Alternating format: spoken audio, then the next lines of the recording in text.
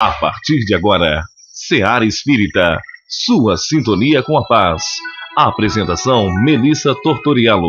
Realização: Departamento de Comunicação Social da Aliança Municipal Espírita de Barbacena. No ar, Seara Espírita. Bom dia, querido ouvinte. Começamos agora o nosso programa Seara Espírita, diretamente dos estúdios da Rádio Correio da Serra, para chegar até seus corações, levando um pouco mais da mensagem de Jesus à luz da doutrina espírita.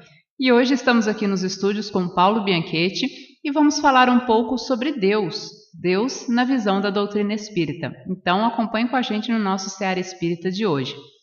Mas antes convido vocês para fazermos a nossa prece. Elevarmos nossos pensamentos a Deus, nosso Pai de infinito amor e bondade. A Jesus, modelo e guia da humanidade, nosso irmão maior. A nossos benfeitores espirituais, mentores de luz, que nos acompanham na nossa jornada terrestre. Pai amado, primeiramente agradecemos pelo dom da vida, pela oportunidade de estarmos matriculados nesse belíssimo planeta chamado Terra, para o nosso aprimoramento moral e espiritual. Agradecemos, Senhor, pela família, pelos amigos, pelo trabalho, pelas oportunidades de servir e crescer, buscando assim a nossa evolução. E se pudermos, Senhor, apesar de todas as bênçãos que diariamente recebemos, mas se pudermos lhe rogar algo, pedimos pela paz mundial, para que haja mais paz no coração dos homens, para que as guerras cessem, para que a fome seja dizimada, para que haja mais solidariedade e fraternidade entre todos os seres vivos e que assim possamos construir o mundo que desejamos para todos nós.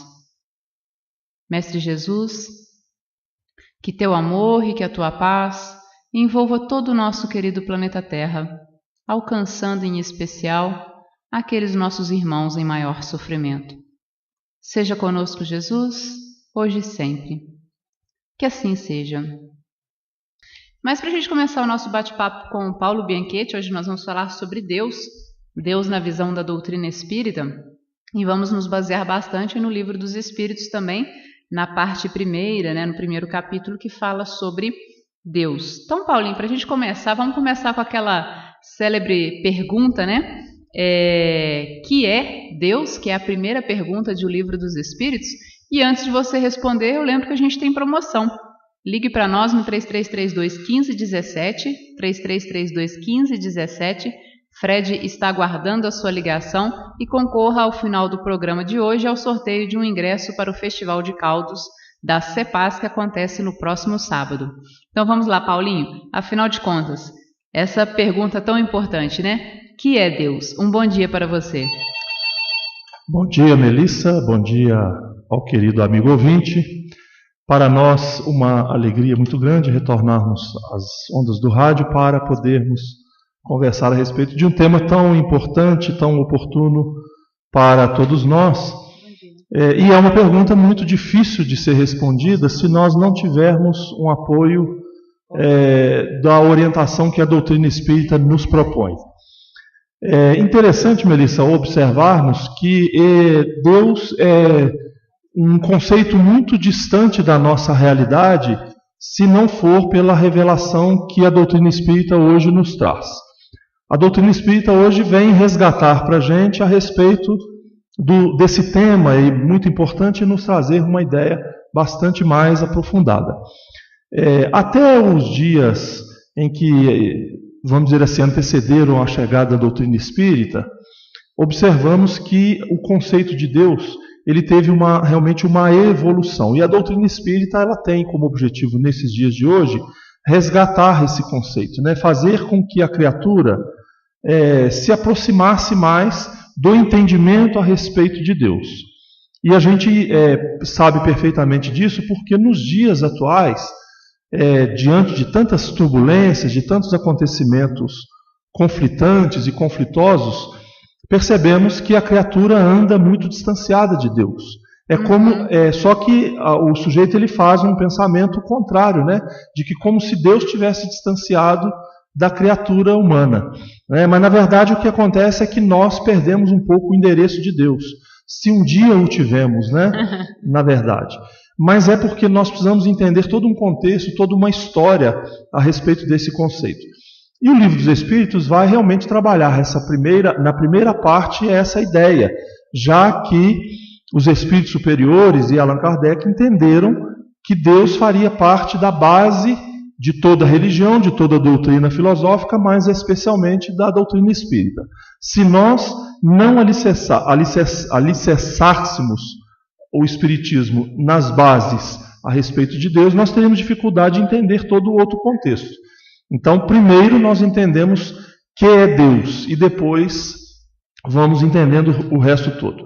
Os Espíritos, Allan Kardec faz essa primeira pergunta na questão número 1 do Livro dos Espíritos. E a resposta dos Espíritos, ela é algo muito inteligente, já que faz um aprofundamento dessa ideia numa resposta muito simples. É a inteligência suprema, causa primeira de todas as coisas. Ou seja, a inteligência, sendo ela suprema, ou seja, dominando todo o conhecimento, todas as ideias, tudo aquilo que existe, e como consequência disso, sendo o causador de tudo que existe, tudo que abrange a natureza, tudo que nós conhecemos, tem origem, então, em Deus. Agora, Paulo, na pergunta número 4 do Livro dos Espíritos, Kardec faz um questionamento interessante, que é um questionamento que acho que sempre existiu e para algumas pessoas continua a existir no sentido de continuar existindo essa dúvida. Onde se pode encontrar a prova da existência de Deus? Porque muitas pessoas querem provar ou que Deus existe ou que Deus não existe, Ainda existe muito essa discussão. E onde nós teríamos provas, da existência de Deus? Ambos não vão ter êxito, Melissa, se buscar primeiro pela racionalidade. Porque nós vamos observar que Deus é muito mais fácil ser sentido do que ser entendido. Se nós procurarmos primeiro entender Deus sob o aspecto da racionalidade, nós teremos dificuldade. Agora, quando nós primeiro sentimos Deus, por consequência, as ideias, o raciocínio fluem, com uma certa naturalidade. E aí os Espíritos nos fazem uma advertência de que nós aplicamos um método muito eficiente na nossa ciência quando nós observamos as coisas, os fatos, os acontecimentos. Você não precisa, às vezes, conhecer a causa para atestar que ela existe, já que você tem um efeito diante de você.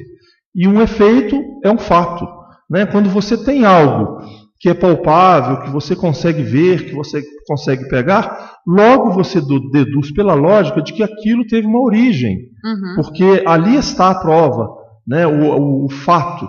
E aí você então tenta remontar a origem e não consegue, mas pelo fato de não conseguir, você não pode dizer que não existe. Sempre costumamos usar como exemplo, até muito corriqueiro a gente fazer isso, quando você observa um objeto, principalmente um objeto inteligente, com um mecanismo inteligente, como um relógio, por exemplo. Se você tem um relógio nas suas mãos, você não precisa conhecer o relojoeiro para saber que ele existe, para ter certeza que ele existe. Por quê? Porque o relógio é a prova. Embora você não o conheça, você não sabe as suas origens, você não consegue explicar a sua origem. E você também pode concluir que o relojoeiro é um personagem inteligente porque o mecanismo que ele construiu é inteligente. Logo, então, você observa as manifestações da vida, da natureza, já que a ciência nos informa, nos traz a ideia, o pensamento lógico de que todo efeito é derivado de uma causa. Logo nós temos efeitos cuja causa nós desconhecemos, mas temos certeza que ela não tem origem no homem, porque a inteligência humana seria incapaz de realizar tal feito. E a própria inteligência do homem, Melissa, já não seria um efeito? E aí, quando nós observamos o homem com a sua capacidade estrondosa de grandes revelações, de grandes acontecimentos na história da humanidade, você observa que logo aquela inteligência é um efeito cuja causa tem que estar em algum lugar. E quando as pessoas de ciência vão estudar isto, pelo fato de não ter uma prova material, ficam, vamos dizer assim, na grande dúvida, na grande incerteza e não podem dizer assim, nós não conseguimos provar a existência de Deus, mas também não podem provar a não existência de Deus. Então há sempre, sem dúvida nenhuma, um conflito. O melhor é que nós fiquemos com aquele primeiro pensamento que nós aqui referenciamos. É preferível que nós então fiquemos no campo do sentimento e busquemos a racionalidade na medida do possível. Se me perguntarem que é Deus, ou para que eu possa explicar Deus, eu não vou conseguir explicar. Mas se não me perguntarem, para mim, na minha intimidade, me satisfaz. Então eu me contenho e percebo a pequenez e a grandiosidade de Deus com isso. Agora, outra coisa interessante, Paulo, é que existe um sentimento inato em todos os povos da existência de Deus. Isso desde os primórdios, né? Nós vamos ver civilizações simples cultuando Deus de alguma forma. E até os dias de hoje nós vamos ver todos os tipos de civilização que nós temos hoje com ideias a respeito de Deus. Às vezes ideias diferentes, divergentes, mas sempre nessa ideia de existir algo além da matéria. E da onde que vem, né, esse sentimento instintivo, digamos assim, de que existe Deus e de que Deus está a regir todo o universo? A crença na existência de Deus, ela teve uma evolução, mas é notável nós observarmos que isso existe entre os selvagens, ou seja, trazem em si inato um certo conceito da existência de Deus, embora de forma muito primitiva, mas já é, sem dúvida nenhuma, a semente da existência de um ser criador. Exatamente porque todos nós, ou tudo que existe, todas as criaturas saíram desta fonte. Né? Então é natural que traga na sua intimidade essa ideia, né? Não vou dizer a ideia evoluída, raciocinada, mas pelo menos um instinto certo, né? Porque o instinto ele não é racional, mas um instinto da existência de Deus, mesmo que isso ainda tenha que ser desenvolvido. E a gente percebe que ao longo da história isso foi muito bem desenvolvido, porque nos primórdios nós não tínhamos, a partir do momento que nós adquirimos a racionalidade, ou seja, a razão começou a sobrepor-se ao instinto, e aí logo então nós começamos a desenvolver a ideia da possibilidade da não existência de Deus, o ateísmo.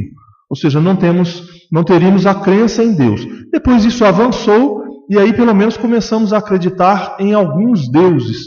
Ou seja, existiam criaturas acima do homem. E a gente sabe que isso tem fundamentos porque existem os espíritos superiores que estão sempre acima do homem, né? Mas na existência de um Deus único, nós vamos perceber que isso vai surgir lá 1600 anos aproximadamente, na época de Moisés, quando ele então traz a ideia da existência do Deus único, né? Um conceito, pelo menos ainda arcaico, né? De forma muito rudimentar, mas pelo menos já a existência de um Deus único. Embora ele apresentava ali um Deus, vamos dizer assim, muito humanizado, né, devido ao comportamento desajustado do ser humano, então esse Deus era o reflexo desse comportamento humano.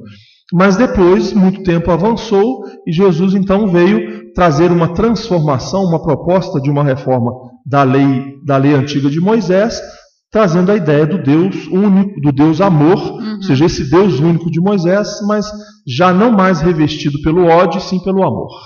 E é interessante quando você coloca isso, porque a gente vê uma evolução dessas ideias e de conceitos acerca de Deus, né, Paulo? Então, o ateísmo, ou seja, a negação da existência de Deus, né? Já a crença em vários deuses, como ainda existem culturas hoje, né, que acreditam na existência de vários deuses. E aí a gente vê depois, antes de Jesus, né, há 1600 mais ou menos anos, né, antes do Cristo, nós vamos ter a ideia de Moisés trazendo a ideia de um Deus temor, um Deus vingativo, um Deus rancoroso, que pune os seus filhos que não seguem as suas leis, né, e que beneficia aqueles que seguem as leis. E aí Jesus, há 2000 anos atrás, vem trazer a ideia desse Deus amor, desse Deus revestido como Pai, né? E é interessante a gente ver essa evolução da ideia do Cristo, da ideia de Deus, que o Cristo nos propõe, que é esse Deus de amor, que vem nos trazendo, vai nos aproximando da verdadeira identidade de Deus. Mas aí lá na pergunta número 10 do Livro dos Espíritos, Kardec questiona se o homem pode compreender a natureza íntima de Deus. A gente já viu que teve uma evolução, desde o ateísmo até os dias de hoje, né, da compreensão de Deus. Mas nós podemos compreender essa natureza íntima de Deus, Paulinho? A resposta é muito clara, não. Né? E o próprio bom senso nos diz isso. Mas antes da gente desenvolver um pouquinho mais essa questão, eu queria voltar num ponto que você tocou muito interessante, que é a respeito de como que Jesus o apresenta como nosso Pai. Uhum. Ou seja, então Deus deixa de ser aquele Deus antropomórfico de Moisés, seria... Porque esse é um conceito que nós trazemos, Melissa. Quando a gente fala assim, pensa em Deus. Aí se a gente for buscar o nosso conceito antigo, nós iríamos pensar num velho de barbas brancas, com um cajado grande, pesado nas mãos, ou seja, já pronto para sentar na cabeça de alguém, né?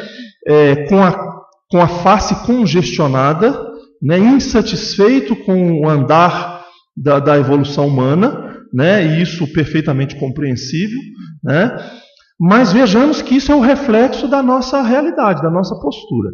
E ao longo da história, a partir de Jesus, embora Jesus nos apresente um Deus Pai, então nós desenvolvemos essa ideia ao longo, inclusive na história da nossa sociedade, no comportamento cultural da nossa sociedade. Qual é a relação que o indivíduo tem com seu pai consanguíneo?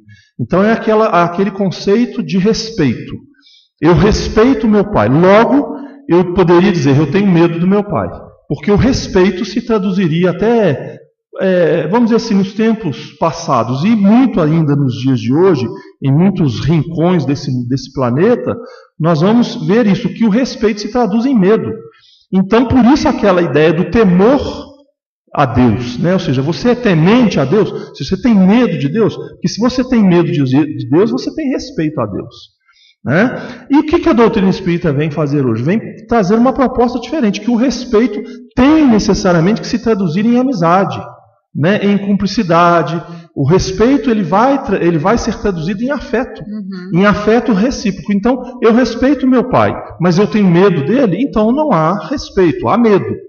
Que isso foi, inclusive, mal interpretado ao longo desse tempo. Isso aí se justifica e explica a origem desse temor, desse ter medo de Deus. E o Espiritismo traz uma proposta diferente, que é o amor a Deus. Para que a gente possa amar, a gente precisa entender.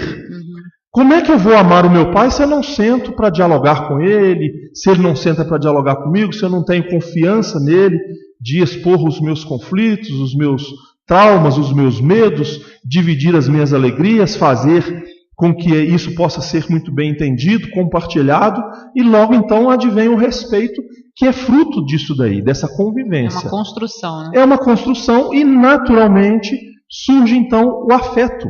E a gente vê, graças a Deus, e a doutrina espírita contribui muito com isso, nos dias atuais nós temos assistido isso muito, os filhos e os pais numa relação muito grande, muito de amizade. Não, o filho antigamente não podia dar a mão ao pai, porque eram dois machos se aproximando. Né? O filho jamais poderia sentar no colo do pai, porque havia ali um certo conflito entre as partes e extensivo à sociedade. Hoje a gente não vê isso mais, pelo menos nas famílias modernas, embora existem outros pontos que precisam ser revistos nesse comportamento, mas observamos que na relação de pai e filho isso melhorou muito. E é um convite a nós melhorarmos a nossa relação da criatura com o Criador. Ou seja, entendermos um pouco melhor a respeito de Deus. E é por isso que Allan Kardec fez essa questão aos espíritos. Na questão número 10. Pode um homem compreender a natureza íntima de Deus? Não, porque nos falta... eles colocam um sentido, mas nós poderíamos dizer tantos outros sentidos. Né? Sentidos não no sentido material, mas no sentido espiritual, no sentido emocional. Ou seja, nós precisamos readquirir ou, vamos dizer assim, redescobrir o endereço de Deus para que a gente possa se aproximar novamente. Né? Já que um dia nós nos apartamos até pelos mecanismos da criação. A partir do momento em que essa criatura, ou seja, o ser humano, começa esse trânsito de volta ao regaço do Pai, de volta à aproximação com Deus, ele começa a pouco e pouco entendendo essa natureza íntima de Deus. Eu acredito, Melissa, e acho que não estou equivocado, porque a doutrina espírita nos orienta dessa forma, que no momento em que nós nos conhecermos melhor, nós então conheceremos Deus melhor também.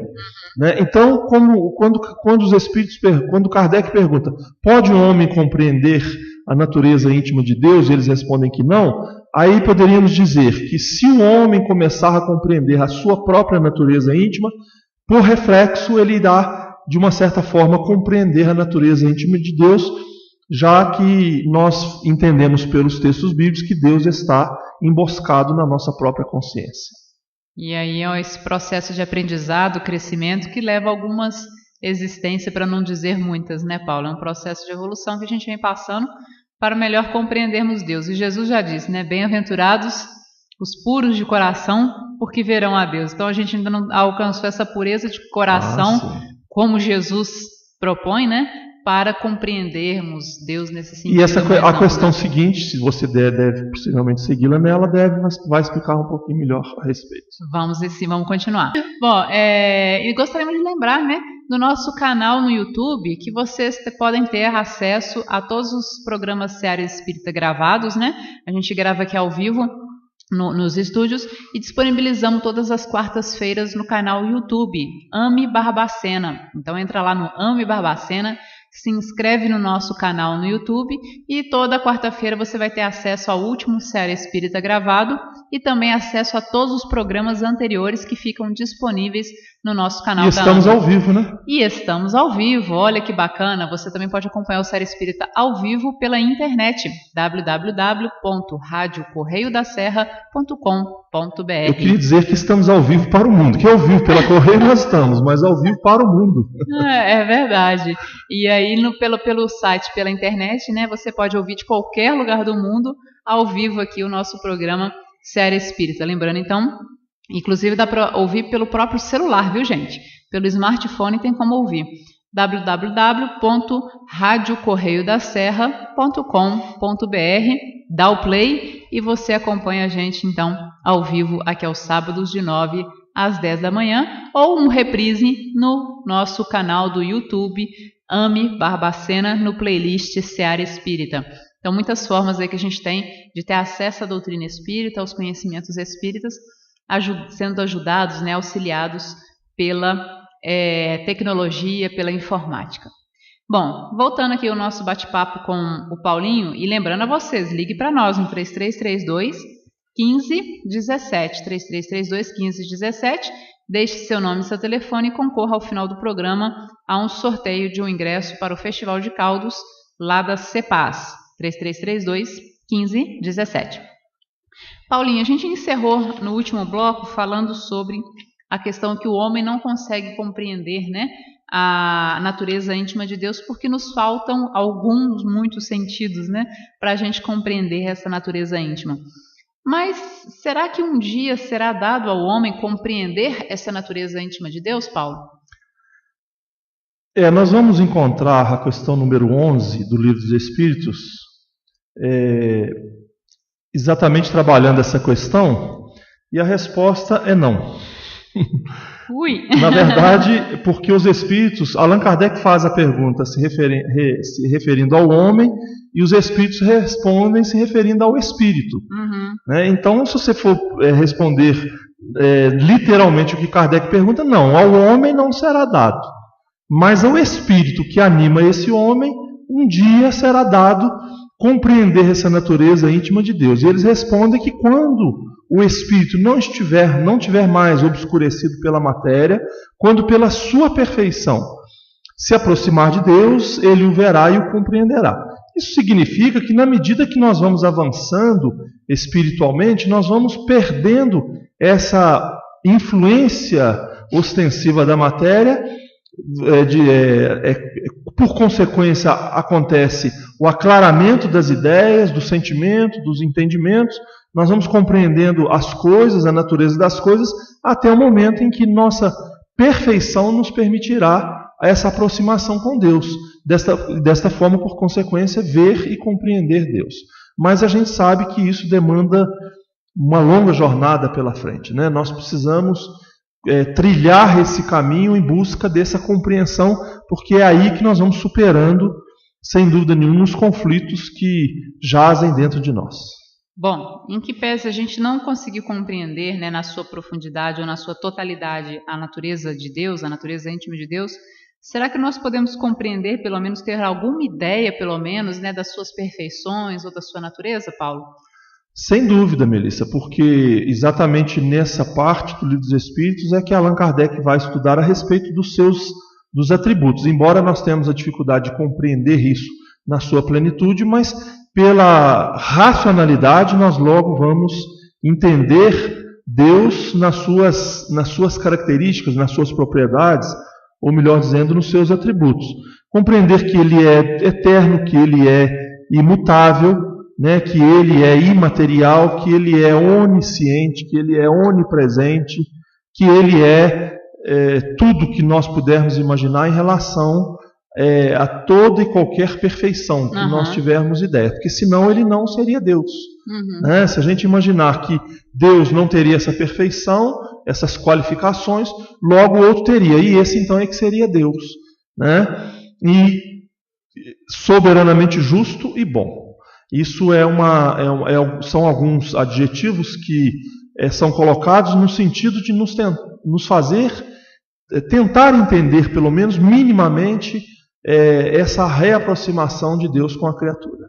Certo. Agora, quando você coloca aí Deus como Criador, né, que cria todas as coisas em todo o universo, sendo esse Deus Pai, Criador de tudo que existe, né, como que nós podemos interpretar os dias da criação? Isso quando nós falamos de planeta Terra, mas vamos ampliar também para a questão do universo, né? Porque a Bíblia vai trazer para nós na Gênese que Deus teria criado o planeta em 6 dias. Como que a gente pode interpretar isso à luz da doutrina espírita, Paulo?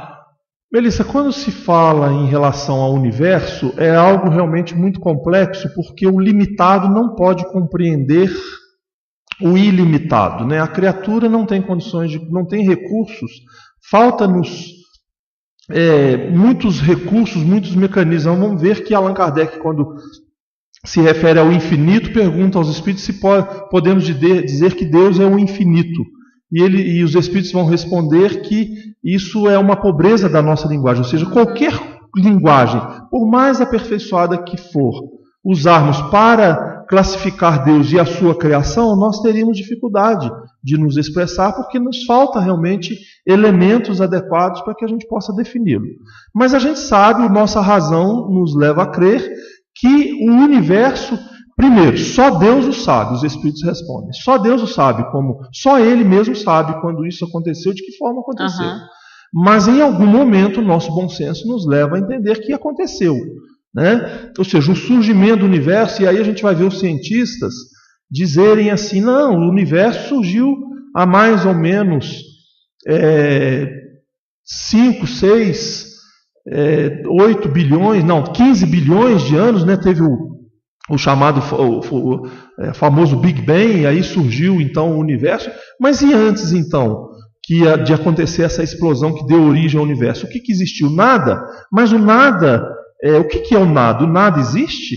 Né? E o nada pode fazer alguma coisa, já que não. Então, se não existia nada no universo, não existiu nada, então o que Deus então ficava fazendo antes desse nada? Né? Ele ficava lá, será que pensando pela eternidade, o que ele ia fazer, como é que ele ia fazer? Será que ele estava arquitetando?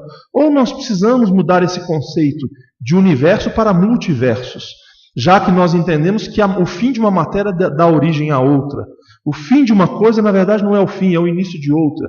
Então a gente vai conceber isso pela eternidade afora, né, se a gente for conseguir conceituar isso. Então, podemos conceber em algum momento Deus ocioso, parado, e ao mesmo tempo podemos conceber de que em determinado momento Deus criou isso tudo, ou seja, teve um início tudo isso. Então veja que é tão complexo de nós entendermos isso.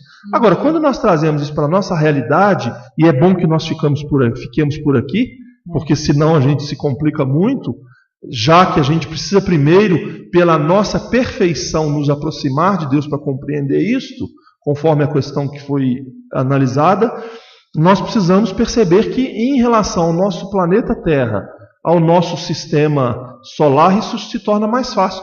Basta que a gente veja os 6 dias da criação bíblica, né? Então está lá sendo apresentado para nós que o mundo foi criado em 6 dias. Que na nossa maturidade de entendimento nós temos que transformar isso em períodos. 6 períodos que vão compor a formação do nosso sistema solar, do nosso planeta Terra e tudo aquilo que existe no planeta Terra.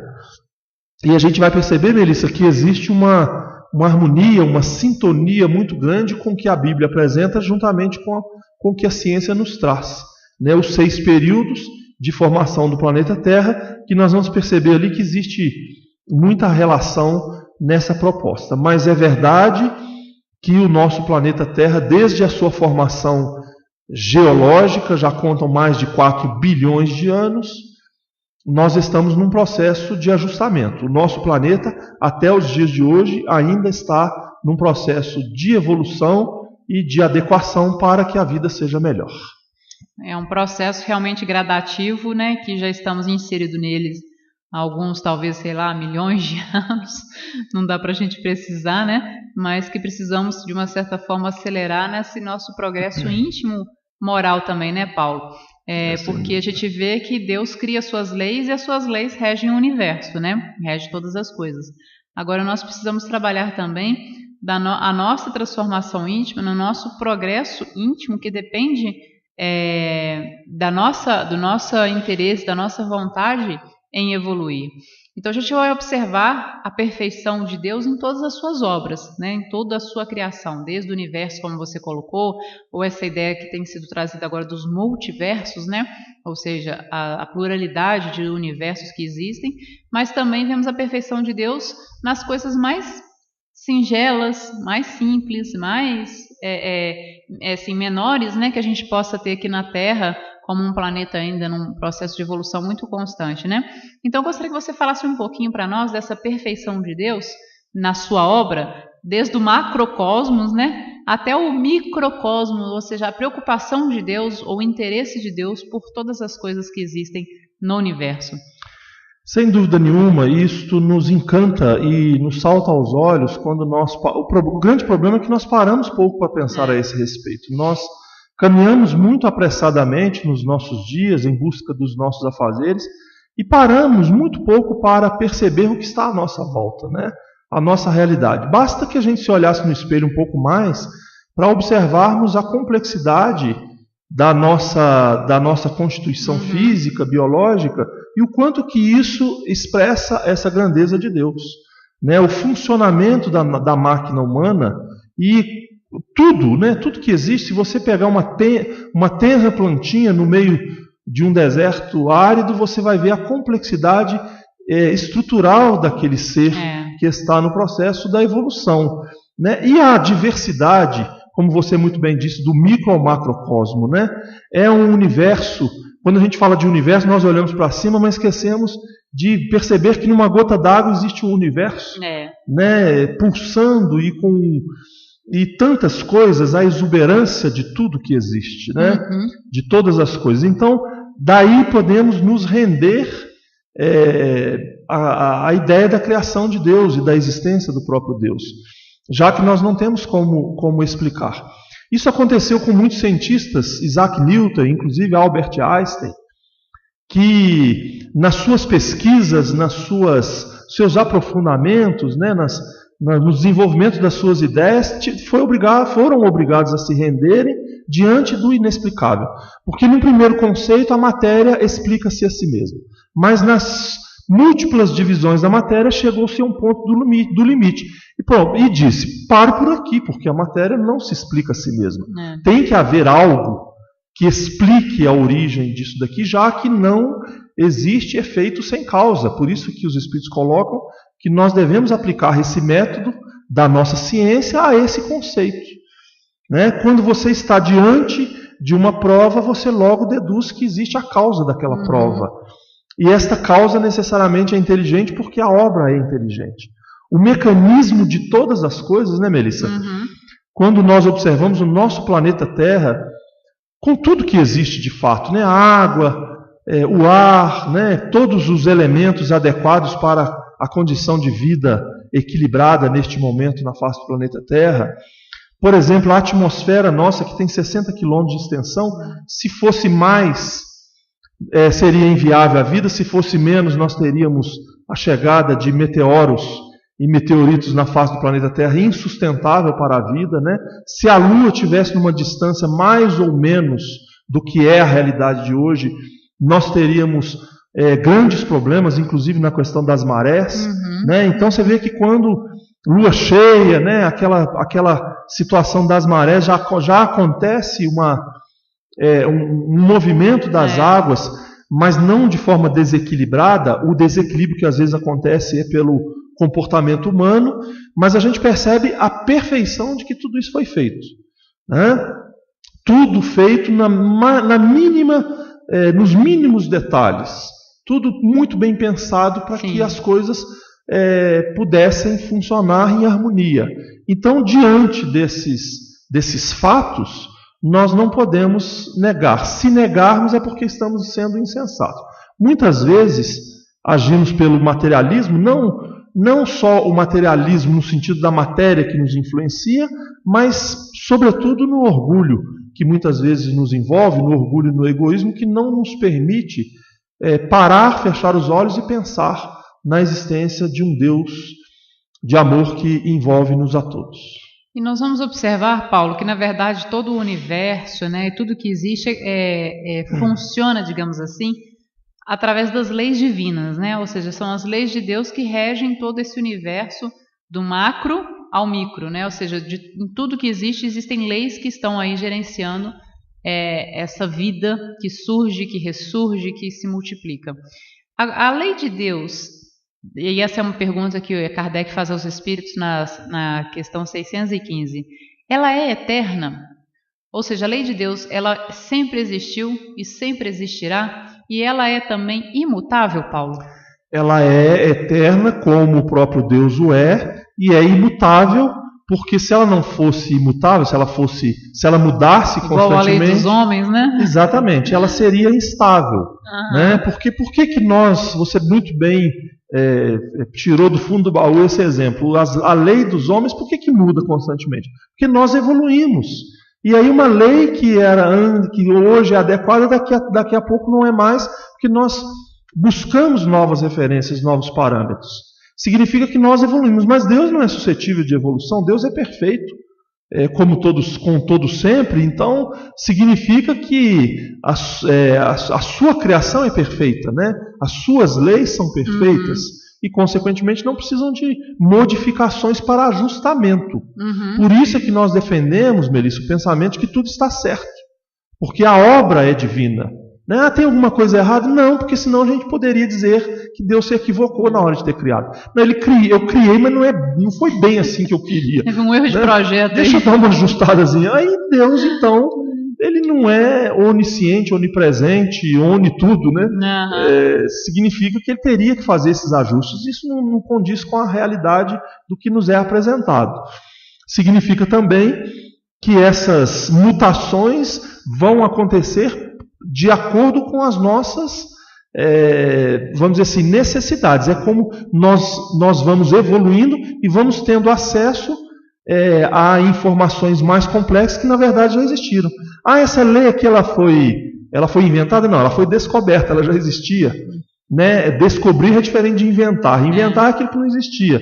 Descobrir é aquilo que já existia, mas ainda não era conhecido. É verdade. Então nós vamos evoluindo e vamos conhecendo.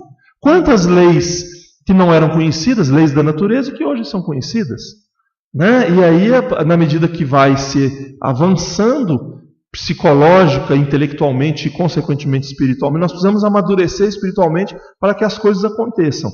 E aí significa que a gente vai ajustando cada vez mais até a perfeição, né, relativa à criatura. Bom, e voltando à lei dos homens, Paulo, a lei dos homens a gente consegue aprender ou saber ou conhecê-la através dos livros, né? Então a gente vai, compra um livro, procura saber qual é a lei, vai no site do Senado, tal, da Câmara, etc. E a lei de Deus, Paulinho, onde que nós podemos encontrar a lei de Deus? Onde que ela está escrita? A lei humana e todo o conhecimento humano pode ser adquirido através da informação, dos livros, da história. Isso é o conhecimento, que é diferente da sabedoria, porque a sabedoria é a aplicação do conhecimento. Por isso, a doutrina espírita tem das suas estruturas a filosofia, que o próprio nome nos remete ao entendimento, filosofia, gostar de saber ou gosto pelo saber. Se a gente não tiver o gosto do saber, nós vamos ficar só no conhecimento. Aí eu conheço, mas você sabe? É diferente. Então você conhece. Aí quando você aplica a filosofia, você passa a ter gosto pelo conhecimento e aí vira sabedoria. E essa sabedoria te faz ter acesso a essas leis divinas que estão emboscadas na consciência humana. Como diz a questão 621 do Livro dos Espíritos. Aonde está escrita essa lei? Na consciência. Porque nós viemos de Deus. E nós trazemos então essas leis no bojo da nossa intimidade. Na medida em que nós vamos evoluindo, vamos primeiro adquirindo conhecimento, vejamos que o conhecimento, a sabedoria o conhecimento antecede a sabedoria. Você primeiro precisa conhecer, depois você precisa tomar gosto pelo conhecimento, sabedoria, e depois aplicar essa sabedoria, que é ter acesso a essas leis cósmicas. No momento em que você tem acesso a isto, e aí demanda a questão da evolução espiritual, intelecto, moral, e aí você então aplica, aí não há mais problema, ou seja, todas as chagas da humanidade são dissipadas nesse momento, né, nesse processo, e aí você então consegue viver em plenitude o que Deus propôs para todos nós. Então, que caminhamos nesse sentido, né, Paulo? A gente está encerrando o nosso programa. Gostaria de agradecer a sua participação por ter trazido esse tema importante para nós, né, entendermos um pouco mais, conhecermos um pouco mais sobre Deus. Que Jesus te abençoe na sua caminhada, na sua jornada de divulgação do Evangelho. Paulinho, obrigada.